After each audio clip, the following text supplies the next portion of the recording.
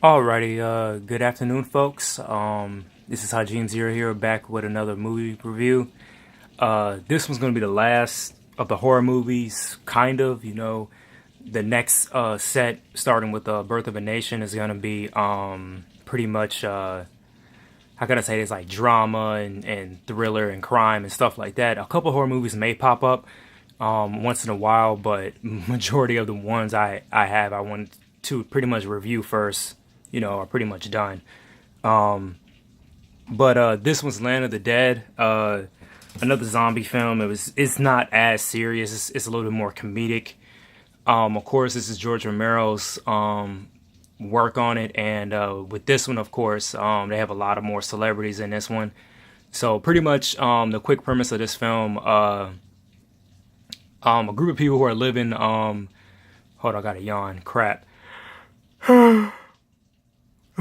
A group of organized people living within a certain city. Off the top of my head, I can't remember where they are. Yeah, it's Pittsburgh. My bad. They're living in a confined city in Pittsburgh. At least I think it's Pittsburgh.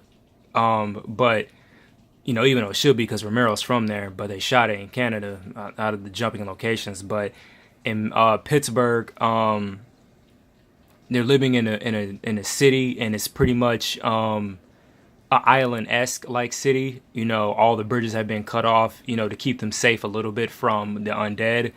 There is one particular opening a little bit, but it's guarded off by a fence, and the zombies eventually figured out they can't go over there anymore.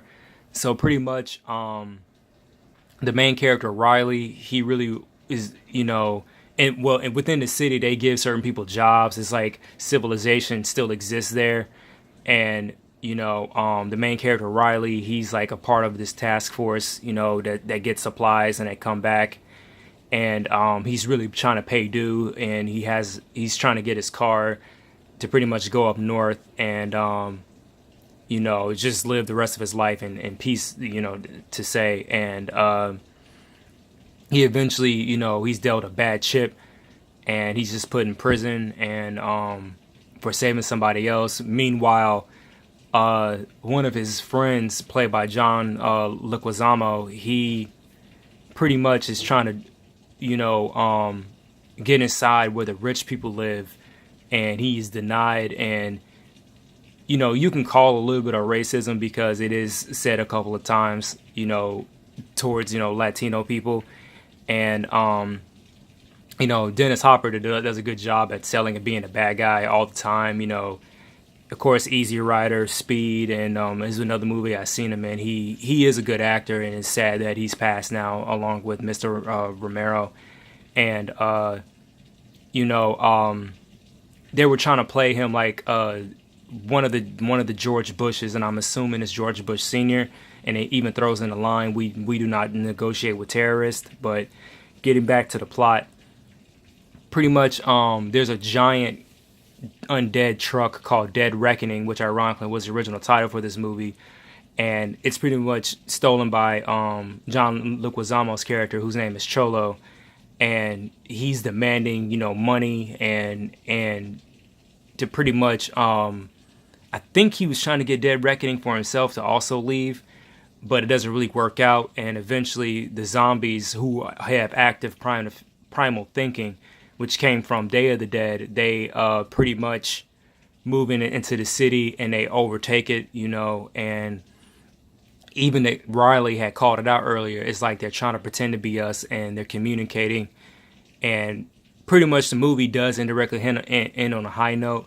Once the zombies get into the city, of course, all of the rich people do kind of go first, and I take that back. Some of the poor people who are living in the slums go first, and then of course the rich people. But a good collective of the ones who are, I would quote, are useful, they end up living, and of course, they leave to go up north. Now,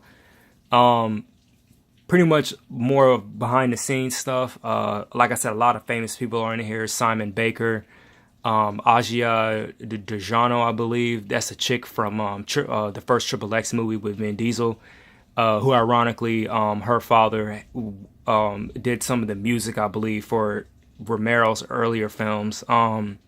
Greg Nicotero is also on this project. Tom Savini has a cameo as a zombie. So does Simon Pegg from Shaun of the Dead.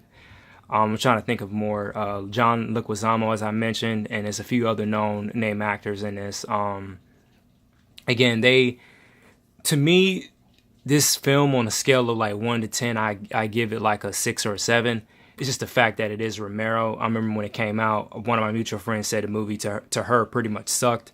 It was much more of a slap. It was a slap comedy between Dawn of the Dead and Shaun of the Dead, and it wasn't that as scary, and plus, this movie did come out right after Dawn of the Dead. I think they were just trying to capitalize of the Dead title, and looking at it now, and then of course looking at The Walking Dead, it is no different to what I believe Kirkman wants to take the show.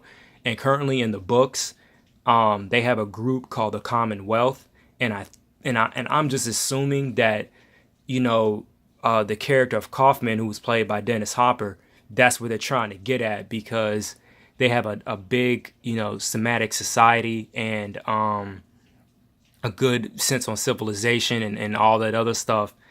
And, like I said, it was a couple of pieces of every zombie film that I see that goes right back to The Walking Dead and how much they put in that particular piece. And it goes again with the characters, not more or less the zombies, because the zombies had rules. And even though they had flipped some of the rules in this, it was just unbelievable. A good example is the group of the Saviors. That translated a little bit came out of the scene. You have the rich higher up, and at the bottom you have people in the slums that play for points, which was indirectly in The Walking Dead with Negan and the Saviors. The only difference is that Negan is living in a factory compound. He's not living in a city, and that's one theme I can see them doing in The Walking Dead eventually. If the Commonwealth isn't going to do that, I have a feeling it is going to be a good safe haven of a city that's going to exist in their universe, just like on Land of the Dead. And they're also going to have a good piece of a vehicle or equipment. And I just see it coming. Kirkman eventually, I think he is going to write that in, possibly right after the Commonwealth story arc. Who knows what's going to happen? But when I first saw, I think it was the Saviors group and how organized it was, I immediately thought a little bit of Land of the Dead, because it was pretty much the same thing. A military blockade with electrical fencing, with a giant vehicle, and in a building that looks like everything is sane. People have on nice clothing, they're well groomed, they're in a big shopping mall. Utopia. It's like the zombie outbreak never had went there. And the only flaw I see in this film, they did use a lot of CG to an extent. Unlike Day of the Dead, actually there was no CG in Day of the Dead, Dawn of the Dead, but a lot of the environments they had made in CG, which kind of made sense, because some of those good master shots you possibly couldn't do on practical location. And George, of course, they said that he liked to shoot a lot. The good thing is that some of the practical effects are very primitive in this, like of course the makeup, people getting eaten. They use live cast of dummies of people getting chomped on, and a nasty scene of carnage. That was a callback to the original Dawn of the Dead from the 70s, where all the zombies are in the room, and it's like a nasty eating orgy in there. And pretty much, like I said, it had a lot of good ideas I could see them using on The Walking Dead and just putting more emphasis on it. Of course, with the chain link zombies, that reminded me of the fences in the sanctuary from The Walking Dead. It was just a lot of stuff looking at this now that went right back to that series, and even all the other zombie stuff I own on DVD or just in general. But regardless, this movie's pretty much like if you're having a drunken good time with your buddies on Halloween night and you just want to pop this movie in, just have a shits and giggles, you might watch this and Shaun of the Dead right afterwards. And that's pretty much all I have to say. In the last additional note, story-wise, the smart zombies had really came from Day of the Dead with Bud, and they kind of did the same thing here with the character of Big Daddy. That's the big black guy who's a zombie, and At first I thought it was a stupid idea, but once I saw Day of the Dead, and then they even said it on audio commentary or one of the notes, that's really where it came from.